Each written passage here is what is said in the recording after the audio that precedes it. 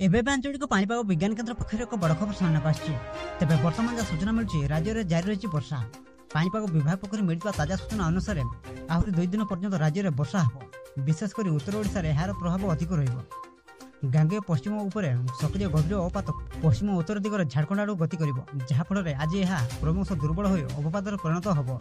यार प्रभाव में राज्यर विभिन्न स्थान में वर्षा होबो। एने किछि जिला को अलर्ट जारी करछि पाणीपाग विभाग। एने केउं सब जिल्ला रे अधिक वर्षा होबार संभावना रही। यह सहित केतोटी जिला को सतर्क सूचना जारी करछि आंचलिक पाणीपाग केन्द्र। से नहीं भिडियो संपूर्ण अपडेट जानवा किंतु ता पूर्व भिडियो को गोटे लाइक करंतु और भिडियो को आपण मानक सांगसाथी मानक अधिक मात्रा शेयर करंतु। जदि आम चैनल आपण प्रथम थर भिडियो देखुंती चैनल को सब्सक्राइब करी पाखरे बेल आइकन को प्रेस करी ऑल नोटिफिकेशन को ऑन कर रखंतु, जहा द्वारा जेबे भी पाणीपाग संबंधी लेटेस्ट अपडेट आपण माने सर्वप्रथम आम चैनल माध्यम पाई परिबे।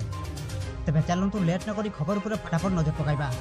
सूचना अनुसार प्रबल और अति प्रबल वर्षा नहीं बालेश्वर, केन्दुझर और सुंदरगढ़ जिला को ऑरेंज अलर्ट जारी करछि पाणीपाग विभाग।